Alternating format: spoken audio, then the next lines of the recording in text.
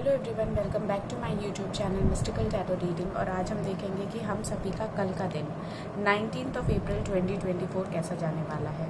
Again it's a 3 pile reading. First, second and third card में से जिस card से भी आपके वाइब्रेशन सबसे ज़्यादा मैच होंगे उसी कार्ड की रीडिंग से पता चलेगा कि आपका कल का दिन कैसा जाने वाला है और आप कैसे उसको ज़्यादा प्रोडक्टिव बना सकते हैं। तो चलिए रीडिंग स्टार्ट करते हैं।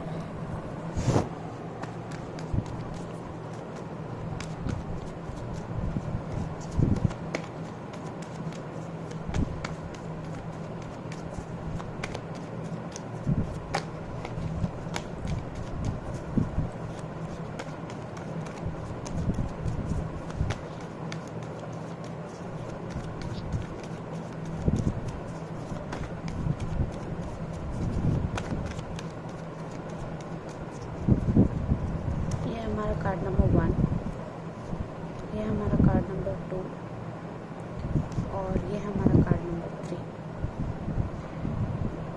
कार्ड्स देखने से पहले आप सभी से रिक्वेस्ट है कि जिन्होंने भी चैनल को सब्सक्राइब नहीं किया है वो प्लीज़ चैनल को सब्सक्राइब कर लें।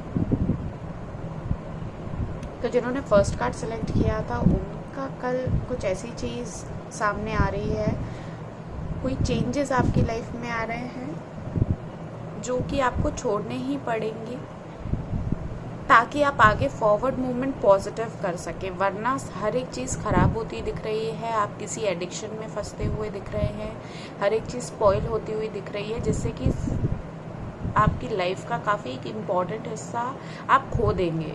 ऐसा इतना नेगेटिव कार्ड है ये। तो you need to be really very careful and आपको इस बात पे ध्यान देना है कि ये चीज़ कैसे आप ठीक कर पाएँ, क्योंकि एडिक्शंस किसी भी तरह से अगर आप किसी भी फॉर्म में अगर ले रहे हैं तो उससे डिटैचमेंट बहुत ज़रूरी है। ये कार्ड ये बताता है कि अभी अगर आपने इस पे कंट्रोल कर लिया तो चीज़ें सुधर सकती हैं। तो इसको एज अ वार्निंग कार्ड लीजिए तो नुकसान कम होगा, क्योंकि नुकसान तो पक्का है कि होने वाला है। और अगर ये चीज़ें सुधारी नहीं गई तो लाइफ टाइम के लिए बहुत सारी चीज़ें ख़राब हो जाएंगी।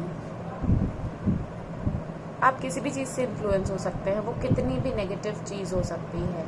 तो you need to be really very careful about this.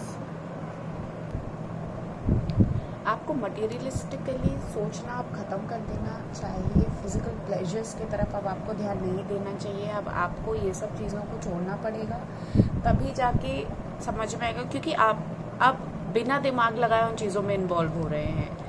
तो क्योंकि मटेरियलिस्टिक सुख किसी चीज़ से आपके पास आ रहे हैं, तो you need to think about that. आपको मेहनत की तरफ ध्यान देना चाहिए, तभी आपके पास वो मटेरियलिस्टिक सुख या फिजिकल प्लेजर या कोई भी एक बॉन्डेज, डोमिनेशन, एक केव लाइक केज्ड जैसा आपको फील होगा, जिससे कि आप अंदर से एम्प्टी हो जाएंगे। काफ़ी कुछ नुकसान हो सकता है इस स्टेज से। तो you need to be really very careful.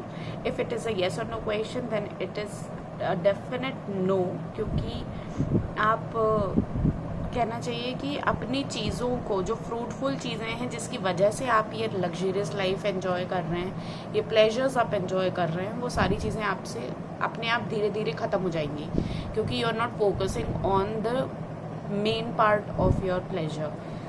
जिन्होंने सेकंड कार्ड सेलेक्ट किया था, आपकी लाइफ में काफ़ी कुछ कल इमोशनल डेवलप हो रहा है। ट्रैवल कार्ड भी है, आप कहीं कल ट्रैवल करने वाले हैं।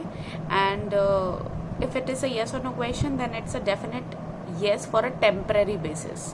कि दिख रहा है कि अगर आप कल किसी को प्रपोज करना चाहते हैं या फिर, तो काफ़ी आपको कमिटमेंट की कमी है, पहली चीज़ ये।